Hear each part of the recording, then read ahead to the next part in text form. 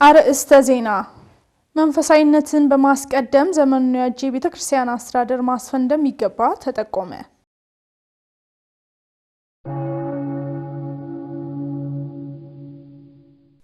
ዓላማውን የሳተ የንስሐ አባትና ልጅ ግንኙነት ለሚፈልገው ክርስትና ሕይወት ተግዳሮት እየሆነ መምጣቱን መምህራነ ቤተክርስቲያን ተናገሩ።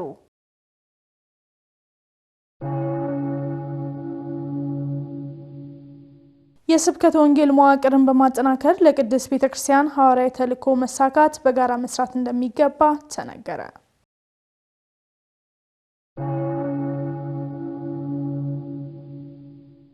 ሰላም እግዚአብሔር ቤተሰቦች ከማህበረ ቅዱሳን ቴሌቪዥን የዕለቱን አብይ ዜና ይዘንላችሁ ቀርበናል። ዜናዎቹን በመምራት በኩል ኤልሳቤት ቤተ አብሬያችሁ ቆይታ የማድረግ ይሆናል። ከዜናዎቹ ጋር አብራችሁን ትሆኑ ዘንድ በአክብሮት ጋበዝን። መንፈሳዊነትን በማስቀደም ዘመኑን ያጄ ቤተክርስቲያን አስተዳደር ማስፈን እንደሚገባ ተጠቆመ። ከአድርባይነትና ከመንፈሳዊ ዝለት ወጥቶ የቤተክርስቲያን ተልእኮ ማስፈን እንደሚገባ ተመላክቷል። ዲያቆን ኤርሚያስ ደባሱ ተጨማሪ ዘገባ አለው። ቅድስት ቤተክርስቲያን ከእግዚአብሔር በተሰጠ ስልጣንና ኃላፊነት የተሟላ መንፈሳዊ አገልግሎትን በመስጠት በሁሉም መስክ በጎ አርአያነት ያለው መልካም እረኛ መሆንን ዘወትር ታስተምራለች። የቤተክርስቲያን አስተዳደር ከዓለማዊ አስተዳደር የተለየ ነው። የቤተክርስቲያን አስተዳደር የሚቀዳው እስትንፋሰ መለኮት ከሆነው ከቅዱስ መጽሐፍ ነው። ሐዋርያት አባቶቻችን እንዴት ጀመሩ፣ እንዴት ነበር ያስተላለፉት የሚለውን ማስታወስና ባለን አዲስ የምናመጣው ነገር ባይኖርም ቀደም ሲል የነበረውን ማስታወስ ያንንም ደግሞ ዛሬ እንዴት የምንጠቀምበት የሚለውን ለማስጨበጥ የተደረገ ስልጠና ነው። የቤተክርስቲያን አስተዳደር በዘመናችን የገጠመውን ተግዳሮትም አንስተዋል። በዘመናችን እንግዲህ የገጠመን ተግዳሮት እጅግ ዘርፈ ብዙ ነው። አንደኛ ከቤተክርስቲያናችን መሰረታዊ ተልእኮ ያፈነገጠ አሰራር ገጥሞናል። ስለዚህ በአስተዳደሩ ላይ እየታየ ያለው ነገር ጥቅመኝነትን ደግሞ ዘረኝነት ይወልደዋል፣ ሰፈርተኝነት ይወልደዋል። ከዚህም የተነሳ አስተዳደሩን ውስብስብ ያደርገዋል ማለት ነው። ለምሳሌ ቀደም ሲል ያልነበረው አሁን እየታየ ያለው በብዙዎቹ ዘንድ እየተነሳም ያለው በጥናትም በምናደርገው እየተነሳ ያለው ምንድነው? ሰዎች የሚቀጠሩት በማንነት ማለትም በሰፈርተኝነት፣ በአካባቢነት ያን ደግሞ እጅ መንሻ በመስጠት ነው የሚለው እጅግ አሳፋሪ የሆነ ከቤተ ክርስቲያኗ የማይጠበቅ ሊታይ የማይገባ ጉዳይ ነው። ይሄ ትልቁ ተግዳሮት ነው። በመሆኑም አሁን ላይ የሚስተዋለውንና ለነገም ስጋት የሚፈጥረውን ተግዳሮት ለመፍታት ያስችላል ያሏቸውን የመፍትሄ ሀሳባቸውን አጋርተውናል። በተለይም ከዚሁ ከአስተዳደር ጋር ተያይዞ ያለው የክብረ ክህነት ጉዳይ ክብረ ክህነትን የማቃለል ዘመቻ በውስጥም በውጭም እጅግ የተበራከተበት ስለሆነ ካህናት ክብራቸውን በጠበቀ መልኩ ማገልገል የሚችሉበት፣ ምእመናንም ደግሞ የካህናትን ድርሻ ለካህናት የምእመናንን ድርሻ ለምእመናን በማድረግ ማገልገል ብንችል፣ እንደገና ደግሞ ጉዳዮችን በጋራ ማረም ለፌስቡክ መስጠት አይደለም፣ ሰድቦ ለሰዳቢ መስጠት ቤተክርስቲያናችንን ማስነቀፍ ነውና ያንን በውስጣችን በማረም አስተዳደሩን ማዘመን። ብዙ የሰው ኃይል አለን፣ በተለይም የወጣት ኃይል አለን። ቴክኖሎጂውን የዋጁ ወጣቶች የሚሰሩበትን አቅጣጫ በመስጠት በማሰራት እድል በመስጠት እነዚህ ነገሮች ማረም ይቻላል የሚል ተስፋ አለኝ። የለሚኩራ ክፍለ ከተማ ቤተ ክህነት ጽሕፈት ቤት ከማህበረ ቅዱሳን ጋር በመተባበር ዘመኑን የዋጄ ቤተክርስቲያን አስተዳደር ሁለንተናዊ እይታና የማስተር ፕላን አስፈላጊነትና የቦታ አጠቃቀም አስፈላጊነት በሚሉ ርዕሶች ላይ ስልጠና መስጠቱ ይታወሳል። የስብከተ ወንጌል መዋቅር በማጠናከር ለቅድስት ቤተክርስቲያን ሐዋርያዊ ተልእኮ መሳካት በጋራ መስራት እንደሚገባ ተነገረ።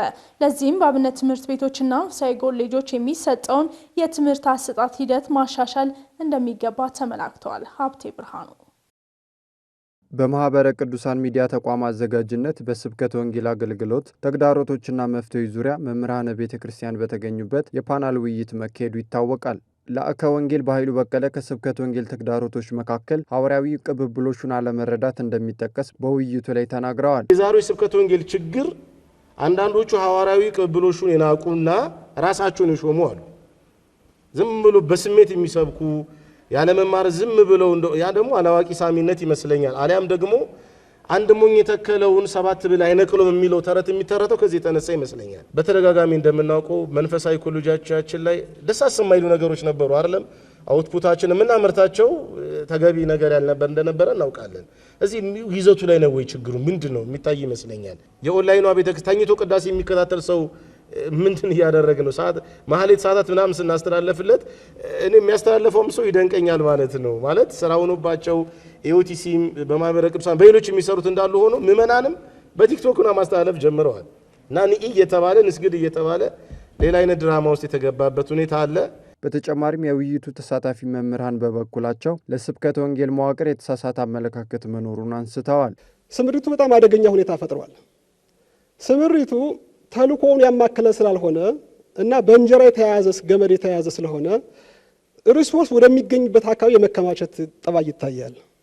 ሪሶርስ ባለበት አካባቢ የሚከማች ነገር ደግሞ ሽሚያ ይፈጥራል። በሽሚያ ውስጥ ግጭት አለ፣ ኮምፒተንስ አለ፣ ውድድር አለ። መዋቅራዊ ይዘቶቹን አለማክበር፣ አለማሳደግ፣ አለማዘመን፣ የጋራ አለማድረግ አሁን ላለንበት ችግር ዳርጎናል።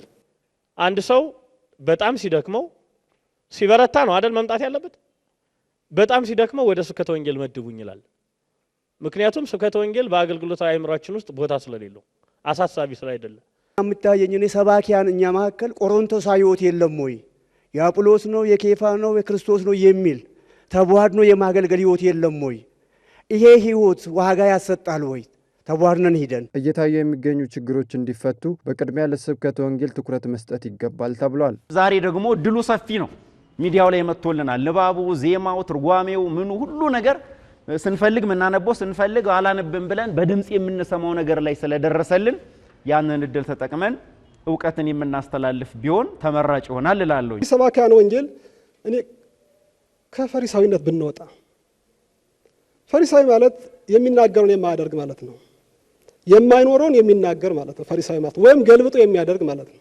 የማናስቀድሰውን ነገር ስጋው ደግሞ ቁራቡ ለምን እንላቸዋለን? ምእመናን ወርሃዊ በዓል አለ፣ ክብረ በዓል አለ። ቢያንስ በወርሃዊ ጉባኤ እና በክብረ በዓል ጉባኤ ሲዘጋጅ ምክረ አበው ተኮር ቢሆን። ይሄ የአውደ ምሕረት ትምህርት አብዛኛው እንደምታውቁት ዝሮ ነው። ተመልካቾቻችን ዜናዎቻችን እንደቀጠሉ ይገኛሉ። የእንግዳ ሰዓታችን ላይ እንገኛለን። ዛሬ የምንቃኝላችሁ ምግባረ ሰናይ ጠቅላላ ሆስፒታል ነው። አጠቃላይ የሆስፒታሉ እንቅስቃሴ ምን ይመስላል ስንል የሆስፒታሉን ዋና ስራ አስፈጻሚ ቀሲስ ሱራፌል ተዘራን በእንግድነት ጋብዘናል። እንደሚታወቀው ያው የምግባረ ሰናይ ጠቅላላ ሆስፒታል የ30 ዓመት እድሜ ያለው ነውና እንደው አሁን ላይ በአሁኑ ወቅት እየሰጠ ያለው አጠቃላይ አገልግሎት ምን ይመስላል?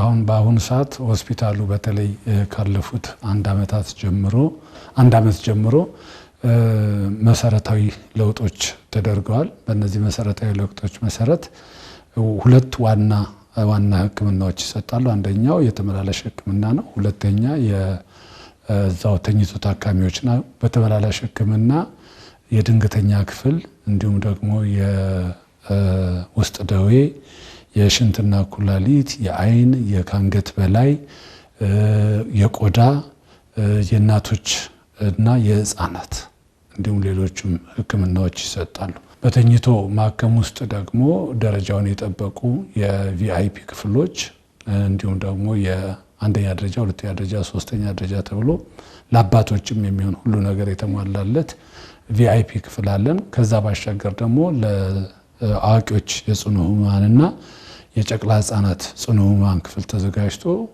ሆስፒታሉ አሁን በአሁኑ ሰዓት ጠቅላላ ሆስፒታል የሚለውን ላይሰንስ አግኝቶ ባለፉት 8 ዓመታት አልነበረውም። ይህን ላይሰንስ አግኝቶ ከሰኔ 20 ጀምሮ 2017 ጀምሮ እየሰራ ይገኛል። እነኚህን ህክምናዎች እየሰጠ ነው። እንግዲህ ያው በአሁኑ ወቅት በተለይ በሀገራችን የተለያዩ የህክምና ተቋማት እየተከፈቱ ነው። ዘመናዊ የህክምና ተቋማትና ከነሱ ጋር ተወዳዳሪ ከመሆን አኳያና በተለይ ዘመናዊ ማሽኖችን በማስገባት ጊዜውን የዋጀ አገልግሎት ከመስጠት አንጻር ሆስፒታሉ ምን ያህል ርቀት ሄዷል? ብዙ አይነት ለውጦች ነው የተደረጉት። የአስተዳደር ለውጥ ተደርጓል። የህንፃ ለውጥ ተደርጓል። አጠቃላይ የፕሪሚስ ለውጥ ማለት ነው። እንዲሁም ደግሞ ማሽኖች ደግሞ እንዲገቡ ተደርጓል። ስለዚህ በኦፕሬሽን ወይም ደግሞ በቀዶ ጥገና በአገሪቱ ውስጥ አሉ የተባሉ የአነስቴዥያ የኦፕሬሽን ማሽኖች አሉን። አልጋዎቹም እንደዚሁ ኦፕሬሽን አልጋዎችም እንደዚሁ ራሳቸው ሞደርን የሆኑ ናቸው። ከዚህ በላይ ደግሞ የሰው ሰራሽ መተንፈሻ እንትኖቹም ደግሞ እንደዚሁ ሞደርን ነው። አዲስ አሁን አገሪቷ ላይ ያለ ስታንዳርድ ነው። ከዛ ባሻገር ደግሞ አውቶክሌቭ መሳሪያዎቹ የሚጸዱበት ወይም ደግሞ ስተሪላይዝ የሚደረጉበትም እንደዚሁ ታውተር አገሪቱ ውስጥ አለ የሚባሉና የላብራቶሪ ማሽኖቻችን እንደዚሁ አሉ የተባሉ ናቸው። የዳያሊሲስ በቅርቡ የምንጀምረው የዳያሊሲስ አገር ውስጥ አልገባም የኛ ማሽን። እነኚህ ማሽኖች ፍሬዝነስ 5008 ነው። የኛ እስካሁን አገሪቱ ውስጥ ያለው 4006 ነውና አንድ ስቴፕ እንደውም ከፍ ያለ ነውና የኛ ማሽኖች ተወዳዳሪም ብቻም ሳይሆን ከሌላውም የላቁ ናቸው ብዬ በድፍረት መናገር ይችላል። መልካም እንግዲህ የቅድስት ቤተክርስቲያናችን አባቶቻችን በሕክምና አገልግሎቱን ለማግኘት ሲሄዱ ክብራቸውን የመጠነ አገልግሎት ላይ ያው ብዙ ጊዜ ጥያቄዎች ሲነሱ ይታያልና ያው ግዴታ ስርዓቱም የነሱ ለየት የሚል ስለሆነ ማለት ነው። እንዳው ቅድስት ቤተክርስቲያናችን ክህነትን በጠበቀ መልኩ ደግሞ የሕክምና ተቋም ላይ ያላት አነስተኛ ነው አገልግሎቱም ቢሆን። ስለዚህ ተቋሙ ተደራሽነት ላይ ውስንነት ከመቅረፍ አንፃር የካህናት አባቶቻችንን ክብረ ክህነቱን የጠበቀ አገልግሎት ከመስጠት አኳያ በአሁኑ ሰዓት ያለው እንቅስቃሴ ምን ይመስላል? የመጀመሪያው ክፍል ማዘጋጀት ነው። ለነሱ ክፍል አዘጋጅተናል። ሁለተኛ የሚያክሟቸውን ደግሞ ሐኪሞች ምን አይነት መሆን አለባቸው የሚለውን ደግሞ ቀድመን ተዘጋጅተንበታል። ስለዚህ በቤተክርስቲያኒቱ ውስጥ ትምህርት ተምረው ክህነትን ከዓለማዊ ትምህርት ጋር አንድ አድርገው የያዙ ዶክተሮች እንዲሁም ደግሞ በሰንበት ትምህርት ቤት ውስጥ ሲያገለግሉ የነበሩ ደግሞ ነርሶች አሉ። ወደ 4-5 የሚደርሱ ዶክተሮቻችን እኛ ጋር ያሉ ዶክተሮቻችን ካህናት ናቸው ማለት ዲያቆናት እንዲሁም ደግሞ ቅስና ተቀብለው ያሉ ናቸው። ስለዚህ ቢመጡ እነኚህ ቅስና የተቀበሉ ዶክተሮች ትሪት ያደርጓቸዋል ክብራቸውን በመጠነ መልኩ። ምክንያቱም ሁሉ ጊዜ እንደምናገረው አባቶቻችን ጽላት ያከብራሉ። ያንን የሚያከብሩ ጽላት የሚያከብሩ አባቶች ሌላ ሰው ገላቸውን አካላቸውን እንዲነካ እኛም አንፈልግም በእውነት። ስለዚህ የነሱን ሰውነት የሚነካ ካህናት የሆኑ አባቶች፣ ዲያቆናት፣ ዶክተሮች የሆኑ አሉ። ስለዚህ አሁን ቢመጡም ክብረ ክህነቱን በጠበቀ መልኩ የሚታከሙ ይሆናሉ። መልካም እንግዲህ ተቋሙ በየወረዳ ማዕከላቱ ላይ በክፍለ ከተማ ላይ እንደ አህጉረ ስብከት የሚታሰብ ነገር ነበርና እንደው ራሱን ማስፋፋት ላይ እየሄደበት ያለ ርቀትና እየተሰራ ያለው ስራ ምን ይመስላል? አክቹአሊ አሁን ባለው ሁኔታ ተቋሙ መጀመሪያ ሁለት አይነት እንትኖች አሉ። አንደኛ የአጭር ጊዜ እቅዶች አሉ። ሁለተኛ ረጅም ጊዜ እቅድ የምንለው አለ። የአጭር ጊዜ እቅድ አሁን እየሰጠን ያለነውን አገልግሎት በሰፋ ባለ መልኩ እዛው ግቢ ውስጥ ፕሪሚስ ውስጥ መስጠት የመጀመሪያው ነው። ሁለተኛ ከዛ በኋላ ቦታዎችን እየተከራዩ በየአገር ውስጥ መጀመሪያ አዲስ አበባ ዙሪያ ላይ 1-3-4 ቦታ ላይ አንደኛ ቤተክርስቲያኒቱ ባሏት ህንጻዎች ላይ ከቤተ ክህነቱ ጋር በመነጋገር እዛው ሕክምና እንዲሰጥ ማድረግ የመጀመሪያው እንደ እቅድ ያዝነው ነው። ይሄ ባጭር ጊዜ ውስጥ በሾርት ተርም ብለን ያዝነው ነው። ሎንግ ተርም ግን ያዝነው ትልቅ ቴርሸሪ ሆስፒታል መገንባት ነው። ይሄ ዲዛይን ከዚህ በፊት የተሰራ ዲዛይን አለ። G+23 ወይም ደግሞ 23 ፎቅ ያለው ህንጻ ኦሬዲ ዲዛይኑ ተጠናቆ ሁሉንም ማህበረሰብ የኢትዮጵያን ማህበረሰብ በቀላል በሚያሳትፍ መልኩ ለመስራት ዝግጅት ኦልሞስት ተጠናቋል። ላውንች ማድረግ ቦታውን የማዘጋጀት እነኚህ የመሳሰሉ ስራዎች ናቸው የተሰሩት። ከዛ የሚቀሩት ይሄ ላውንች ሲደረግ ህብረተሰቡ ሁሉ የሚሳተፍበት ቤተክርስቲያኒቷ ደግሞ የኔ የምትለው ትልቅ ሆስፒታል በአጭር ጊዜ ውስጥ ተጀምሮ በአጭር ጊዜ ውስጥ እንዲያልቅ ፕሮጀክት ንድፈ ሐሳብ ተሰርቷል። ስለዚህ ያን ኦሬዲ ይሰራል። ስለዚህ በአጭር ጊዜ ውስጥ እንዳልኩት መድኃኒት ቤቶችን፣ አነስተኛ ክሊኒኮችን፣ ልክ ምግባረ ሰናይን የመሰሉ ደግሞ መካከለኛና ጠቅላላ ሆስፒታሎችን የመክፈት ሂደት በእቅዳችን ውስጥ የተካተቱ ናቸው። ግን ጊዜውን እየጠበቁ ከቦርዱ ጋር እየተነጋገሩ የሚተገበሩ ይሆናሉ ማለት ነው። የሆስፒታሉ ዋና ስራ አስፈጻሚ ቀሲስ ሱራፌል ተዘራ እዚህ ስቱዲዮ ድረስ መጥተው ለሰጡን አጠቃላይ ማብራሪያ በተመልካቾቻችን ስም እናመሰግናለን። እኔም ስለጋበዛችሁኝ አመሰግናለሁ። አገልግሎታችንን ያስፋልን። አሜን። ተመልካቾቻችን ዜናዎቻችን እንደቀጠሉ ይገኛሉ። ከመሸጋገሪያ በኋላ ተመልሰን እንገናኛለን። ዓላማውን የሳተ የንስሐ አባትና ልጅ ግንኙነት ለሚፈለገው ክርስትና ሕይወት ተግዳሮት እየሆነ መምጣቱን መምህራነ ቤተክርስቲያን ተናገሩ። ችግሩን ከሚያሳፉት መካከል አንዱ የሆነውን የክህነት አሰጣጥ ሲሆን የሚመለከታቸው ብፁዓን አበው ሊቃነ ጳጳሳት ሊያስቡበት ይገባል ሲሉ መምህራኑ አሳስበዋል። ተመስገን ፈቃዱ ተጨማሪ አለው። በምድር ያሰራችሁት በሰማይ የታሰረ ይሆናል፣ በምድር የፈታችሁት በሰማይ የተፈታ ይሆናል። ይህ አምላካዊ ቃል የካህናትን ምድራዊና ሰማያዊ ስልጣን በግልጽ ያስረዳል። በምድርም ይሁን በሰማይ የማሰርና የመፍታት ስልጣን የተሰጣቸው ካህናት ሂድና ራስን ለካህን አስመርምር የሚለውን አምላካዊ ቃል አክብሮ ለሚመጣ ልጃቸው በመንፈሳዊና በማህበራዊ ሕይወቱ ለማበረታት ብሎም ለማጠንከር ያላቸው ድርሻ ቀላል አይደለም። ይሁንም እንጂ በአንዳንድ ካህናት ዘንድ ዓላማውን የሳተ የንስሐ አባትና ልጅ ግንኙነት መኖሩ ለሚፈለገው የክርስትና ሕይወት ተግዳሮት እየሆነ መምጣቱን ይናገራሉ። አንዳንድ አባቶች ምእመናንን በተለየ አቅጣጫ እየወሰዱ ሀብታቸውን ለመውሰድ የሚጥሩ ሰዎች አሉ። በፈቃደ ስጋም እንደዛም የሚሉ አሉ። ይሄ በጣም አግባብ ያልሆኑ ነገሮች ናቸው። እነኚህን ነገሮች ማድረግ ማለት በቃ ቤተክርስቲያን መዝጋት ማለት ነው። አሁን ይሄ ዘመን እንዳትጓዝበት ወይም ደግሞ እንደ ፈተና የተቆጠረበት ትልቁ ምክንያት አንዱ በዚህ ምክንያት ካህናት የሚገባንን አገልግሎት ባለመስጠታቸው እንቅፋት ስንሆንባቸው አስቡት የሚገጥማቸው ልክ በጣም ነው ልባቸው ተስፋ የሚቆርጠው። በጣም ነው ተስፋ የሚቆርጡት።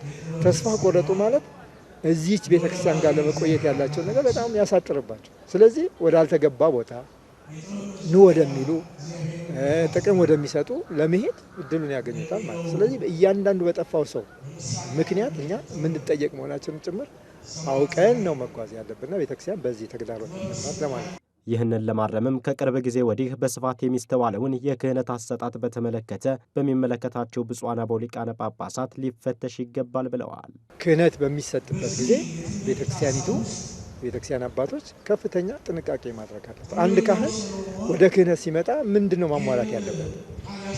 ከተማረው ትምህርት ጋር ይገባቸዋል ከሚባሉ ትምህርት ጋር መጽሐፍ ቅዱሳዊ የሆነ ምእመናን እንዴት እንደሚጠበቁ የእግዚአብሔር መንግስት ምን ማለት እንደሆነ ክህነት ምን ማለት እንደሆነ ይህንን በጥንቃቄ አውቆ ነው ድሾ የሚገባው።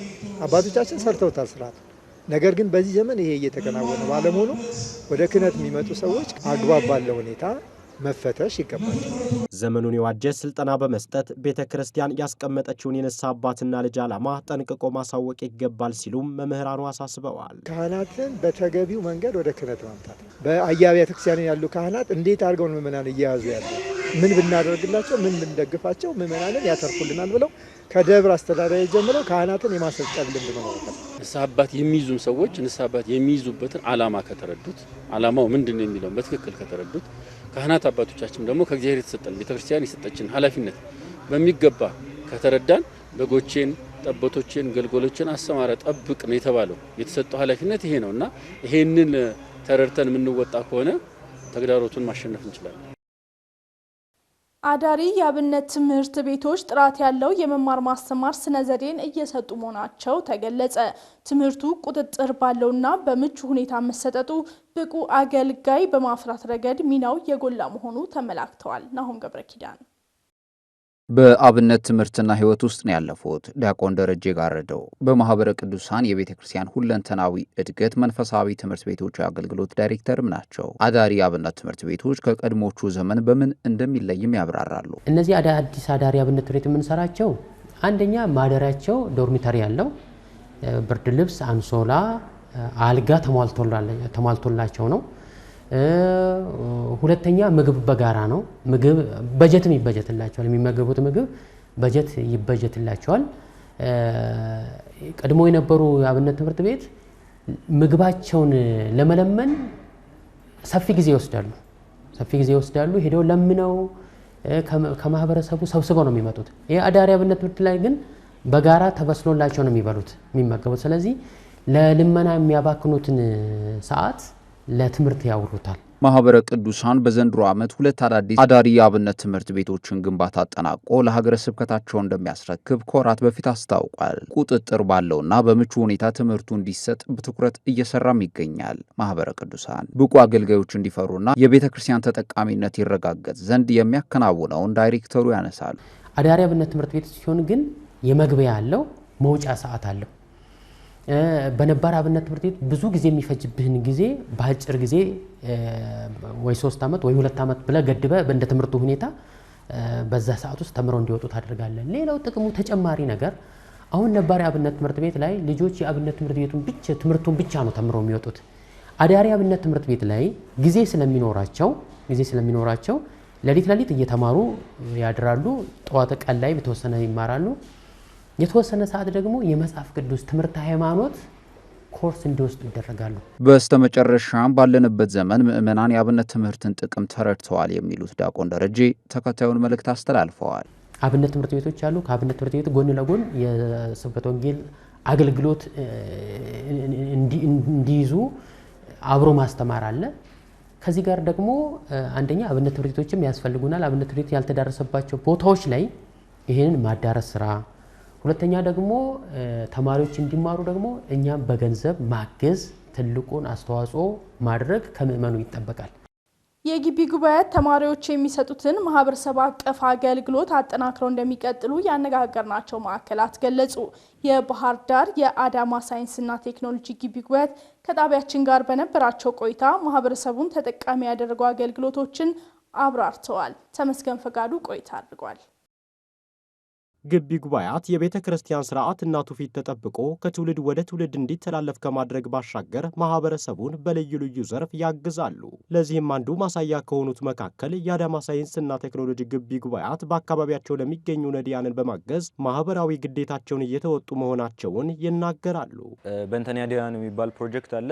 እሱ ፕሮጀክት ዓላማው ምንድነው? ነዳያንን በቋሚነት ራሳቸውን የሚችሉበትን ሁኔታ መፍጠር ነው።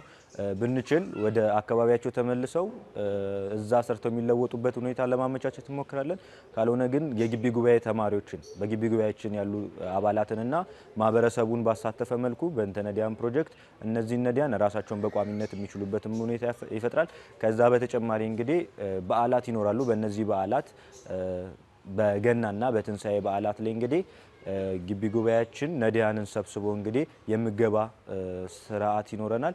ሌላኛው ይሄ የግቢ ጉባኤያችን በማህበረሰቡ ዘንድ ያለው ድርሻ ነው። ከዛ በተጨማሪ እንግዲህ ከሰንበት ትምህርት ቤቶች ጋር ያለን ድርሻ ምንድነው?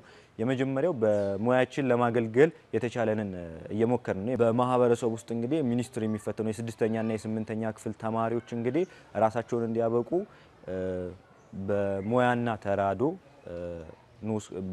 በሙያና ተራዶ ክፍል እነዚህን ስራዎች እየተሰሩ ነው። ከዛ በተጨማሪ በደብራት ላይ ያለን ትልቁ ተሳትፎ ምንድነው? አንደኛው በቤተክርስቲያን ጽዳት የግቢ ጉባኤ አባላት ተሰባስበው አስተባብረን እንግዲህ ከማዕከል ጋር በመሆን በደብራት ጽዳት ላይ እንግዲህ እንደ እግዚአብሔር ፍቃድ እየተሳተፍን ነው። የባህር ዳር ማዕከል የግቢ ጉባኤያት መደበኛ አስተባባሪ ዲያቆን በላይ አየለ በበኩላቸው ተማሪዎቹ በሙያቸው የሕክምና አገልግሎት በመስጠትና ሰብል የመሰብሰብ እንዲሁም በየአብያተ ክርስቲያናቱ በመሄድ የልማት ስራዎችን ይሰራሉ ብለዋል። በሙያቸው የሕክምና ተማሪዎችም ሌሎችም የጤና ዘርፍ ተማሪዎችም ስላሉ ሌሎችም የዩኒቨርሲቲ ተማሪዎቹ በተቻለ መጠን አረጋዊ መርጃ ማዕከላት ጋር በመሄድ ንጽህናቸውን መጠበቅ መደገፍ በሚችሉበት ልክ እየደገፉ ይገኛሉ ማለት ነው። በአካባቢው ባሉ የሰብል ስብሰባ ለማካሄድ ቀጠሮ ተይዟል። በቀጣይም ይህንን ማህበረሰቡ የሚጠቀምበትን አገልግሎት ይበልጥ ለማጠናከር ቁርጠኛ መሆናቸውን ገልጸውልናል። እንደ አዳማ ዩኒቨርሲቲም እንግዲህ ግቢ ጉባኤያችን የዩኒቨርሲቲውንም ስም ጨምሮ በደንብ እያስጠራ ይገኛል። ምክንያቱም እየሰራቸው ያለው በጎ አድራጎቶች ማህበረሰቡ ዘንድ ደርሰው ፖዚቲቭ የሆኑ ምላሾች እያገኘንባቸው ነው። ከነሱም ዘንድ ደግሞ በቂ እርዳታዎች የግቢ ጉባኤ ልጆች ደግሞ ተሳትፎ እንዲያደርጉ ማህበረሰቡ በበቂ ሁኔታ እያበረታታ ይገኛል። በይበልጥ አሁን ካለን በላይ ከማህበረሰቡ ጋር አታችድ መሆን አለብን። እንደኛ ደግሞ እንደ አዳማ ሳይንስና ቴክኖሎጂ ግቢ ጉባኤ በተቻለ አቅም ማህበረሰቡን በደንብ የሚያጠቃልሉ የሆኑ ስራዎችን ለመስራት እንሞክራለን። ከውጭ ወዳገኘነው ዘገባ ስንሸጋገር በሶሪያ ሴት የስራ ፈጣሪዎችን የሚደግፍ የበጎ አድራጎት ባዛር መከፈቱና መሰል ሳምንታዊ ውጭ መረጃዎችን ናኦም ገብረኪዳን። በሶሪያ ኦርቶዶክስ ቤተክርስቲያን ሴት የስራ ፈጣሪዎችን የሚደግፍ ባዛር ተከፈተ። በስርዓተ ጾታ ላይ የተመሰረተ ጥቃትን ለመከላከል እንቅስቃሴው ለ16 ቀናት እንደሚቆይ ተነግሯል። ባዛሩ በሶሪያ ኦርቶዶክስ ቤተክርስቲያን የአሌፓና አካባቢዋ እንዲሁም በቅዱስ ኤፍሬም ፓትርያርክ የልማት ኮሚቴ ተዘጋጅቷል። ክቡር ማር ቡትሮስ ቃሲስ መርቀው የከፈቱት ባዛር ሴቶች ምርቶቻቸውን እንዲያሳዩ እንዲሁም ደህንነቱ የተጠበቀና ሰላማዊ ማህበረሰብን ለማስተዋወቅ የሴቶች ኃይልን ያሳያል ነው የተባለው። ሊቀ ጳጳሱ በዘመቻው ማዕከሉ ያከናወናቸውን ተግባራት የተመለከቱ ሲሆን ኤግዚቢሽኑን ጨምሮ ስለ ዲጂታል ጥቃትና ድርጊቱን ለመታገል ያለውን ጠቀሜታ አንስተው ሁሉም ሰው እንዲሳተፍና እድል እንዲያገኝ ያሳስበዋል። በማጠቃለያው ላይ በቡስታን አልቃስር ሀሌፓ የሚገኘው የሻምስ ማዕከል የሃላባና አካባቢዋ ጳጳስ ብፁዕ አቡነ ማር ቡትሮስ ቃሲስና የቅዱስ ኤፍሬም ፓትርያርክ ልማት ኮሚቴ ዋና ስራ አስኪያጅ አቀባበል ተደርጎላቸዋል። ይህንንም ከሶሪያ ኦርቶዶክስ ፓትርያርክ ጽሕፈት ቤት ተመልክተናል። ብፁዕ አቡነ ማር ዲዮናስዮስ ጃንካዋክ በማር ገብርኤል ቤተክርስቲያን በተዘጋጀው የማር ገብርኤል የወጣቶች ዓመታዊ የገና ትርኢት ላይ ተገኝተዋል። በዕለቱም ፍቅራቸውንና ሞቅ ያለ ንግግራቸውን ለሁሉም አካፍለዋል። የገናን ትክክለኛ ትርጉም በመናገር ወጣቶች ያዘጋጁትን ሁሉ በማየታቸው የተሰማቸውን ደስታም ገልጸዋል። ሊቀ ጳጳሱ ወጣቶች ይህን እንደ ዓመታዊ በዓል እንዲይዙትም አሳስበዋል። በዛሬው ዕለት ታስበው ከሚውሉት ቅዱሳን መካከል ቅዱስ ናሆም ነቢይ ይገኝበታል። በዚች ቀን የኪልቅዩ ልጅ ታላቁ ነቢይ ናሆም በዓለ ዕረፍቱ ነው። አጭር ታሪክ አለን፣ ተከታትለን እንመለስ። በዚች ቀን የኬልቅዩ ልጅ ታላቁ ነቢይ ናሆም በዓለ ዕረፍቱ ነው። ከስምዖን ነገድ የሆነ ነቢዩ ናሆም ከነቢዩ ሙሴ በትንቢቱ 17ኛ ነው። በካህኑ ዮዳሄ በነገስታቱ በኢዮአስ በአሜሲያስ በልጁ በኢዚያን ዘመን ትንቢት ተናገረ። ስለ ክህደታቸውና ጣዖታትን ስለማምለካቸውም የእስራኤል ልጆችን ገስጿል። እግዚአብሔርም ምንም መሐሪና ይቅር ባይ ምሕረቱም የበዛ ቢሆን ካልተመለሱ ጠላቶቹን እንደሚበቀላቸው ለሚቃወሙትም የፍርድ ቀን እንደሚጠብቃቸው ትንቢትን ተናግሯል። የምስራች የሚናገሩ ሰዎች እግራቸው እነሆ በተራራ ላይ ቆመዋል፣ ሰላምንም ይናገራሉ በማለት ስለከበረ የወንጌል ትምህርትና ስለ ሐዋርያት እንዲህ ብሎ ትንቢት ተናገረ። የትንቢቱም ወራት ሲፈጸም እግዚአብሔርንም አገልግሎ በሰላም አርፏል። አምላከ ነቢያት ከነቢዩ ቅዱስ ናሆም ከሁሉም ቅዱሳን በረከት ምልጃና ጸሎት ያሳትፈን። ተመልካቾቻችን ለዕለቱ ያዝነው አብይ ዜና የተከታተላችሁትን ይመስል ነበር። ከዜናዎቹ ጋር አብሬያችሁ ቆይታ ያደረኩት ኤልሳቤጥ ቤተ ነበርኩኝ። ለነበረን የአብሮነት ቆይታ ከልብ በማመስገን ቀሪ መርሃ ግብሮች ወደ እናንተ መድረሳቸውን ይቀጥላሉ። ይቆየን።